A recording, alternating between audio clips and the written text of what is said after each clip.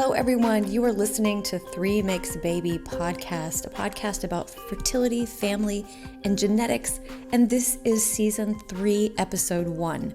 I'm going to kick this off with a huge announcement. You may know that last year I started an awareness day for donor conception, and it was on March 27th.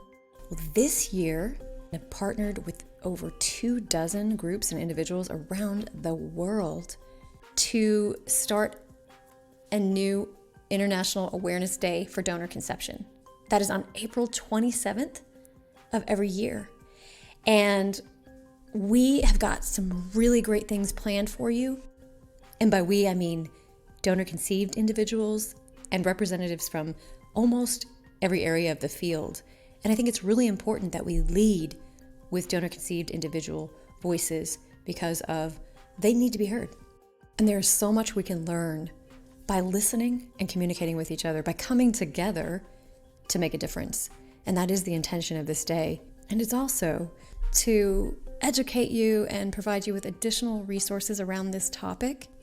This day is for everyone and anyone who is touched by donor conception in some way. So let me be really specific about the intentions. So International Donor Conception Awareness Day on April 27th is intended to shed light on families made in different ways due to medical infertility, chromosomal impairments, childhood cancer, young adult cancer, various other reasons that cause sterility, and to help lift the shame and secrecy around the topic. The day is also about raising awareness about donor-conceived individuals' experiences across the lifespan, including access to genetic information, and also lifting the shame and secrecy around the topic. The day is intended to raise awareness about LGBTQ family building. The day is also about raising awareness about donors' rights to receive accurate medical information and education on donating across the lifespan. Okay, so now I want to tell you a little bit about the amazing people that I've partnered with, starting with Camille Guaty, an American actress that has been open about her journey to parenthood using egg donation. I'll be doing some Instagram lives with her, so watch for that on the day of April 27th. And also listen for some new episodes to come out with a couple of the partners that are able to join, and that will continue doing even after the day. So this is just really kind of kickstarting this conversation and this dialogue. Today, you're going to be listening in on an interview that I had with Michelle and Nina of Donor, Concierge, and Tulip. They reached out to be part of the campaign after an open invitation, and they want to know a little bit more about how it came to be, and they're going to be putting a newsletter and blog together. So that's what this interview was about. It's not a sponsored spot at all. So I just want to be clear about that. And the reason I decided to put it out in a podcast is because I was really encouraged by what they had to say. Donor Concierge is a egg donor, surrogate, and sperm donor consulting company. And it is for individuals and families that are looking into third-party fertility. And they began a company called Tulip. They launched that in 2020. And that's an online search platform that really empowers you as an intended parent with choice. Listen into the interview. So is this something like the day itself? Is this something that you've always been thinking of? Yeah, I started it last year as a way for families to begin talking about donor conception openly. Yeah, do you think people are more open? I know I've been working in this for 8 years now. I started with Gail in 2013, and I've really noticed a difference in attitudes and people like Camille, Yeah. And I mean, she's an amazing brand ambassador for us for Tulip, but do you see that there's a move to more openness about donor conception now? Yes, and I think social media has played a huge part because people were able to be anonymous and to begin talking about it without revealing their personal details. And I've seen that shift happen, because I started this before the prevalence of, Instagram. So, and it was very much secretive, and they had only shared it with me in a counseling session and had said it to no one else. So they were very private about it and very secretive. And there was a lot of shame and a lot of brokenness. And so now to see people out talking about it on social media, it normalizes the topic. And again, the child's the one who benefits for that the most. Totally. We have a lot of clients for Donor Concierge who say, oh, I want it to be anonymous. Oh, and it's always better to start early. And of course, we can't make them do an open donation, but we try to give them resources like you as a mental health therapist, other places that, so they understand that, there is no such thing as anonymous donation anymore. That's right. And, what I'm just in the beginning of the works of is offering workshops or small groups that parents can come in, join in for a fraction of the therapy cost. And it begins with emotional preparation and overcoming fear and the concerns that you have and the shame and the secrecy. So that's where we start. And then, eventually it might lead to contact at some point. And then you want some training and some sessions around that as well to prepare for the psychological impact of connecting with disconnected genetic, folks, and that, what comes up and how to cope with that. I've worked with donor conceived individuals before they connect with a donor. So yeah, it's really very rewarding work to help them, because I know I met my birth mom and my birth dad at 20 and at 40 years old. And so I know what that feels like I know the fears at both ages to be going through, meeting a biological parent at that stage in the game and they're a total stranger to you. And all the feelings that come up and the confusion, the complexity and the internal sort of workings of that. So when you are working, because we work, with parents, with agencies, with all of these different realms, but you actually work with the donor conceived, children or adults themselves. What typically are those concerns that they have meeting this genetic or biological parent of theirs? And how do you walk them through preparing for something like that? Or even before they're meeting that person, what's the advice that you give in terms of accepting or embracing this part of themselves? Yeah, absolutely. One of the first concern almost for most is that concern of rejection, which seems to parents can be confusing because they're like, well, I don't understand why they would feel rejected by somebody that didn't parent them. And that's a little harder to explain. Maybe there's a psychology book that explains that, but there is a sense of they're worried that this person is going to say, don't ever contact me again, leave me alone. I don't want to have anything to do with you. And so they mentally preparing for that is important, because that can happen. It can happen. And so they want to mentally prepare, because it can catch them so off guard, and they can have feelings that they're surprised they even have. Guys who might go into it and be like, hey, I'll just reach out. And then it hits them, and then they're processing it afterward. And that can be even harder because you didn't know what to expect. You didn't know you were going to feel that feeling of rejection. Also, I work with them about managing expectations. What is that relationship going to look like? How can you set boundaries early on? I've had donor conceived individuals who connect with a donor, and the donor wants too much contact too soon. That can feel really uncomfortable. And so how do you set those boundaries and manage that up front and sort of set some expectations? It's very actually similar to gestational carrier work between intended parents and carriers, of making sure you're communicating up front a lot of expectations. Going into it. So you're really treating it, carving it out as a very special relationship that's different than relationships we would let evolve naturally. Eventually you do let that evolve naturally, but you kind of want to go in with a plan.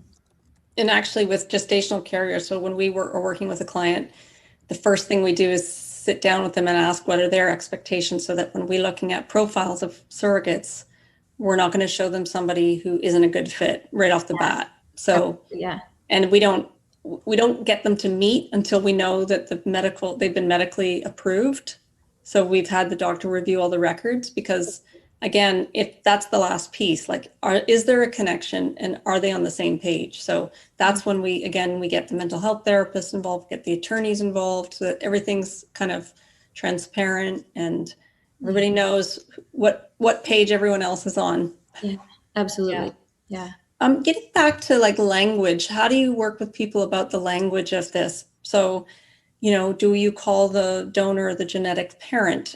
Or, I see in donor conceived groups, they call them dibblings, like I've asked a few therapists about this. How do we refer to the donors in terms of the genetic link, what's the correct terminology? Yeah. And I think in my book, I use genetic parent because we just don't have a better word, even though we know parenting is a social relationship, but a parent can also be a biological definition as well. So I do use that. But then I also say that, we really want to honor what the child wants to say. What do they want to call this person?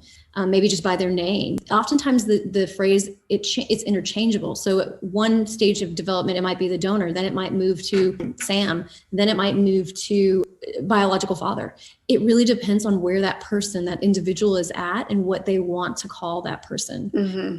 And it also depends on who they're sharing the story with.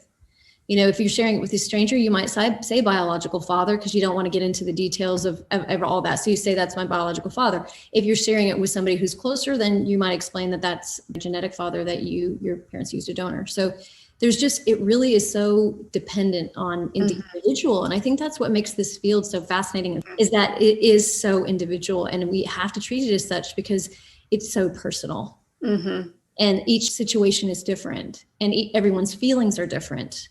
So respecting all feelings that happen under the umbrella, really. Mm-hmm. I think that when the clients come to us, they're not thinking that far ahead. In fact, they're very fearful of their child thinking that there's another parent out there, and they're worried about all that. So, we don't, again, those are the sorts of things we try to probe and see, because we never say we're not therapists. Like, have you talked to a therapist about that? How it can really help manage your feelings. And maybe there's a way that we can bring you in like later on in the process when they've already got through to the other side. Absolutely. And they do gain confidence as they parent, but I do see that they can get stuck. And so there can be this kind of phase one of let's be open. And that's huge and amazing and important. And then sometimes maybe they get stuck in we're open and we're done. But there's the next phase to go on to of parenting and learning and training. And as their child moves through different developmental stages, they'll want to have different skills that they can engage in with their child. And that's, you don't want to throw all that at them at first. That's too much. So yeah, it's something that just can come on gradually and grow with them.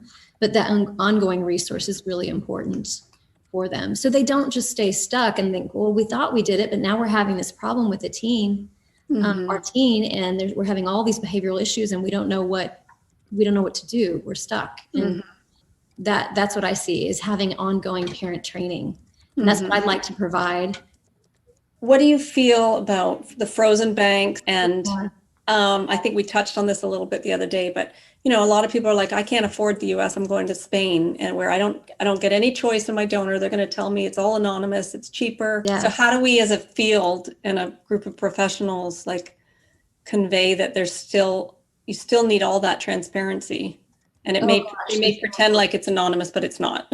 So important. And I think that's been kind of a challenge for me, because when I want to convey that message about transparency, I come across as being anti something, and that's not my approach. And so it's tricky. But what I was so excited about in our meeting is that we were all aligned, and that was fantastic to see, because I've been trying to get people together that are aligned the same way for a long time, and I know it just takes time. And that to me was like a huge moment of finding those people that are in it, doing it, and have the experience, have the knowledge, and want to move this forward in a good way. And that's a big goal of this International Day too, is getting the right people involved that are really advocating for transparency and for the families, for the children. Absolutely. I think this day is pretty instrumental in getting that message across. And I think that's why, I kind of outlined the intentions of the day, not just the parents and the children, but the donors themselves. I see donors, and I'm an advocate for them too. And, they want to be more informed. In fact, my experience is very similar to Dr. Tober's, where most donors are okay with contact. They don't want to be your best friend. They're okay if you have questions. That's not what the industry is telling them. I agree with you. And we'll get, like, especially with clinic donors, they'll say, oh no, she only wants to be anonymous. And I know that the donors actually are totally fine. That's actually what we always say. When it says on her profile, anonymous, we always go back and say to the agency, hey, do you think this donor would agree to a future contact? And they go, oh, we'll ask her. Yeah, sure. She'd love to. That's fantastic. That's what I tell my clients. I say, go back and ask, because just because it says anonymous doesn't mean they don't want contact, because parents will live 30 years and they'll go, well, it said anonymous, and like 30 years have gone by. And it's like, no, that donor they were okay with it. It's just what you were told at one moment in time. So don't trust that, and be open to that, what can change. You know? I think that's just because anonymous is the norm, and that's almost like the pre-checked box, and people don't really bother having that conversation until the parents or someone brings it up. Yeah, it is true. It was the norm because it started out that way. I would like to ask, is there a goal for the future of a lot of these topics? Is there kind of what would be your dream in terms of creating this International Day of Awareness? Like, what do you hope that this will bring about for everyone? Really hope that encourage people to come together. It can to improve the standards and the standard of care for families going through, and for donors donating. I think we can do a lot better job for everyone involved. I know we can. So we have to work together, and we're so fragmented right now. And I've been, for 10 years seeing that and seeing how difficult it's been to bring people together. So I'm just excited that this maybe will be the start of helping families, because I think this is going to continue to be a need. I think donor conception we're in the baby stages of it. Infertility is going to continue to be on the rise, and donor conception is going to be a way of having children in the future for a long time. Yeah, it's definitely more accessible. I mean, we had our busiest year ever that last year, which is great, but it's also, but it's also that it brings it to the forefront that it's great. This is a possibility. Everybody's more transparent, it's more open, but we need to start really having the conversations about what this means. The support and the standards really need to catch up with the increase in popularity, I guess. Yeah, and the technology, and it doesn't end at the doctor's door. Be sure to get on social media on April 27th so you don't miss out on some giveaways, some book giveaways, some different promotions to join in memberships with different organizations for support, for education. You're really going to have a lot of access to some great resources. And also, as I wrap up this episode, I will be sharing all the names of the partners that are involved.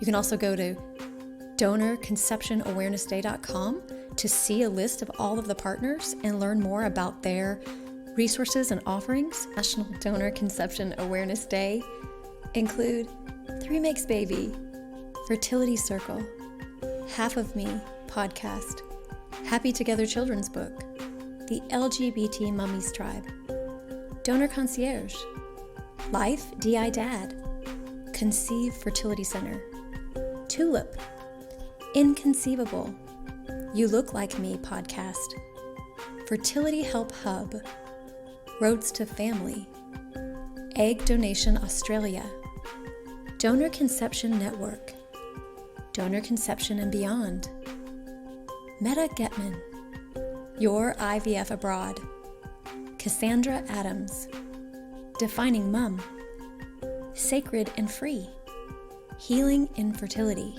and Donor Conception Canada. If you would like to follow for more content, you can go to my Instagram and Facebook account at Jana Rupnow LPC, or follow 3 Makes Baby on Instagram.